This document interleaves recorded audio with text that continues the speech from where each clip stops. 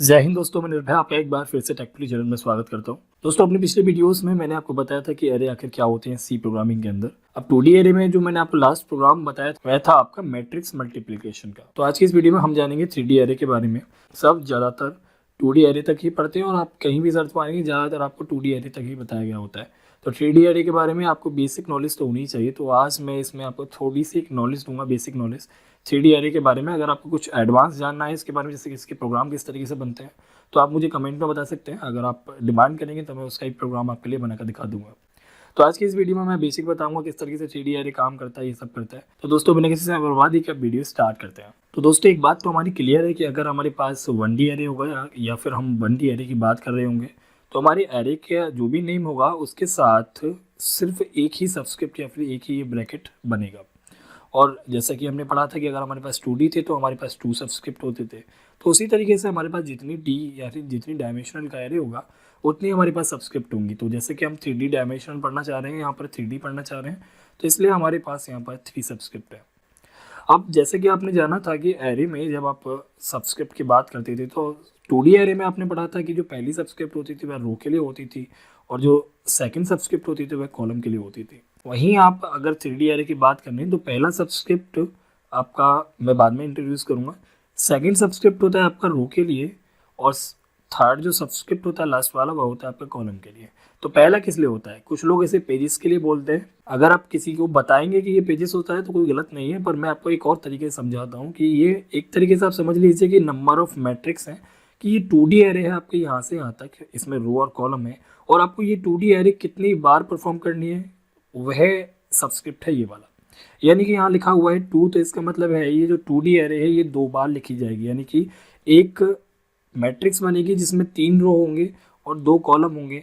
उसके बाद फिर से एक मैट्रिक्स बनेगी जिसमें 2 कॉलम होंगे और 3 ही रो होंगे। तो यानी कि नंबर ऑफ मैट्रिक्स कितनी होंगी हमारी वह डिफाइन करेगा हमारा ये फर्स्ट सब्सक्रिप्ट। तो क्लियर सी बात है, पहला सब्सक्रिप्ट पेजेस है, सेकंड रो है और थर्ड कॉलम है। वही हम अगर देखना चाहें तो इस सब्सक्रिप्ट में क्योंकि हमारा लिखा हुआ है 2, तो इसका मतलब है क्योंकि हमारी नंबर जो स्टार्ट होता है वह 0 से होता है इसमें, और 0 और 1 हमारे टोटल 2 नंबर्स हो गए। तो पहली मैट्रिक्स जो नंबर होगा वह 0 हो गया और जो सेकंड मैट्रिक्स का नंबर हो गया वो 1 हो गया।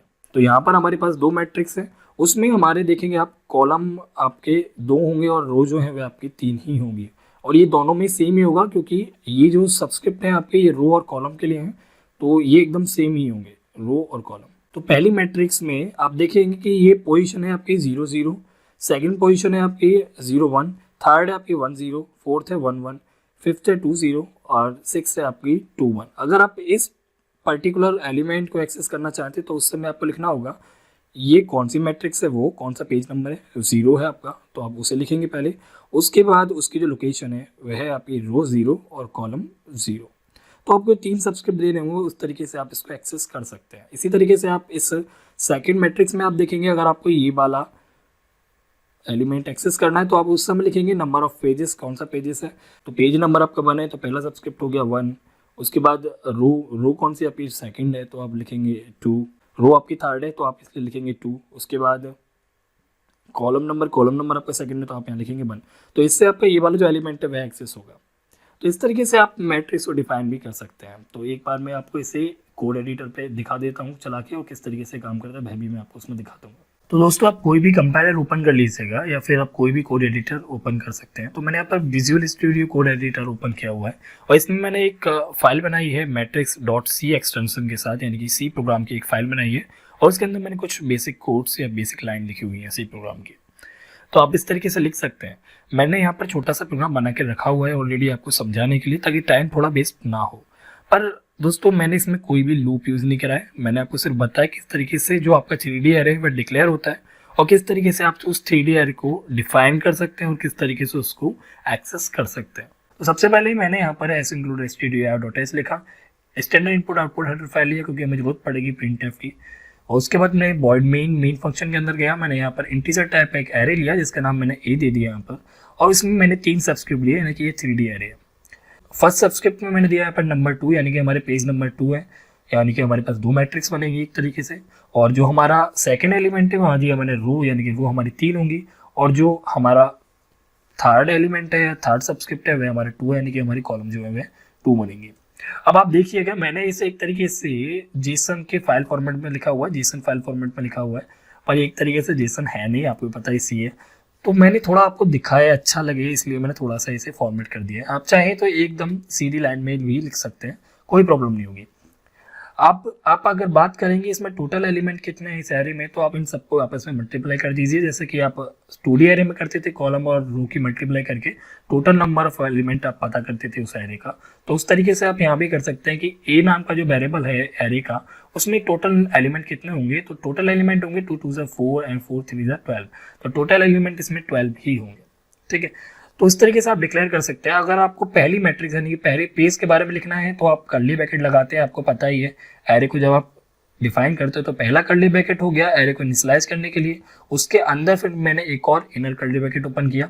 तो जो दूसरा कर्ली ब्रैकेट मैंने ओपन किया ये वाला, ये हो गया हमारा पेज 1, और ये जो दूसरा मैंने इसके बाद कर्ली ब्रैकेट ओपन किया इनर वाला, ये हो गया हमारा पेज नंबर 2। इन दोनों को सेपरेट करने के लिए मैंने यहाँ पर कॉमा यूज किया हुआ है। ठीक है, और ये फिर मैंने लास्ट में एक और कर्ली ब्रैकेट क्लोज कर दिया। इसका मतलब ये जो हमारी इनिशियलाइजेशन थी वह खत्म हो गई।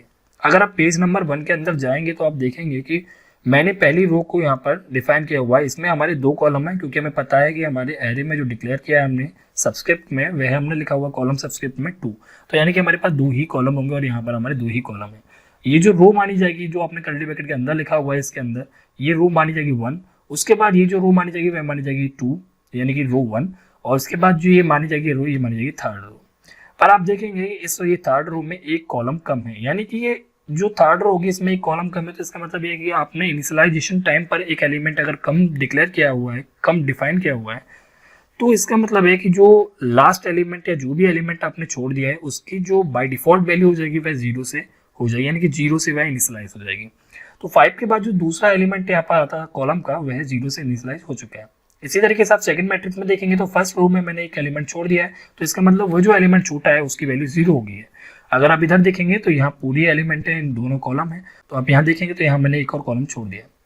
अब बात आती है एक्सेस करने की, तो आप सोचिए कि अगर आपको ये सेकंड मैट्रिक्स आपको एक्सेस करनी है तो आपको पता होना चाहिए कि आपके पास सब्सक्रिप्ट क्या था। सब्सक्रिप्ट थे आपके 2, पहला सब्सक्रिप्ट पेज सब्सक्रिप्ट था आपके पास 2, यानी कि 1 और 0। तो 0 आपका पेज ये था और 1 आपका पेज ये था। अब आपको इस मैट्रिक्स में सेकंड मैट्रिक्स में एक्सेस करना है तो आपको यहाँ पहले इसे मैं हटा देता हूँ यहाँ से। प्रिंटफ आपको पता ही है, यहाँ पर मैंने प्रिंटफ यूज किया हुआ आउटपुट के लिए, percentage D format specifier use किया हुआ इंटीजर टाइप के लिए।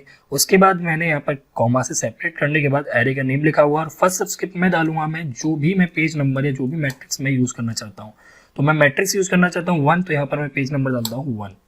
उसके बाद जो सेकंड सब्सक्रिप्ट में यूज करूंगा वो होगा रो सब्सक्रिप्ट। तो मैं जानना चाहता हूँ कि ये जो 9 है इसके लिए क्या हमारी एड्रेस होगा। तो ये 9 हम आप देखेंगे कि ये थर्ड रो पर है। थर्ड रो को हम कैसे लिखेंगे, क्योंकि 0 से स्टार्ट होता है, तो 0 1 2 तो हमारा हुआ सेकंड, जो हमारा रो 2 हुआ वह हुआ हमारा थर्ड असलियत में। और जो कॉलम है हमारा वह कौन सा, तो देखेंगे आप पहला कॉलम है हमारा 9 और दूसरा कॉलम तो हमने इसमें डिफाइन नहीं किया, तो पहला कॉलम के लिए हम यहाँ लिखेंगे 0। तो ऐसे में जब आप इसे करेंगे कंपाइल, तो मैं कंपाइल कर देता हूँ। यहाँ पर मैं जीसीसी कंपाइलर ओपन कर रहा हूँ, जीसीसी से मैंने इसे कंपाइल किया। अगर इसमें एरर होगा तो वो मुझे दिखा देगा, इसमें कोई एरर नहीं है। मैंने इसमें आउटपुट फाइल नेम डाला मैट्रिक्स, और आप देखेंगे यहाँ पर 9 आ गया बॉटम में, आप देखेंगे 9। आप अगर एक बात और देखेंगे कि इस रो में आपने सेकंड कॉलम नहीं डाला है, तो वो बाय डिफॉल्ट 0 से इनिशियलाइज हो गया है। उसको दिखाने के लिए मैंने यहाँ पर डालता हूँ सेकंड कॉलम यानी कि 1, उसको सेव करता हूँ, दोबारा से मैं इसको कंपाइल करता हूँ, CLS से क्लियर स्क्रीन करता हूँ, GCC कंपाइलर मैंने यहाँ पर कंपाइल किया, आउटपुट फाइल में मैंने मैट्रिक्स डाला और आप देखेंगे यहाँ पर 0 आ गया। इसका मतलब कि वह जो था आपका कॉलम सेकंड जो आपने यहाँ इनिशियलाइज नहीं किया है वो बाय डिफॉल्ट 0 से इनिशियलाइज हो चुका है। तो कुछ इस तरीके से आप इसको एक्सेस कर सकते हैं 3D एरे को। अगर आप चाहते हैं कि इसके और थोड़ा डिटेल में जाना है तो आप मुझे बताइएगा, इस वीडियो पर थोड़ा अच्छा रिस्पॉन्स कीजिएगा, इसको शेयर कीजिएगा, तो डेफिनेटली मैं आपको लूप से भी रिलेटिव इसमें कुछ दिखाऊंगा। तो दोस्तों अगर वीडियो पसंद आई तो कृपया इस वीडियो को लाइक करें। आज की इस वीडियो में सिर्फ इतना ही। दोस्तों वीडियो देखने के लिए धन्यवाद।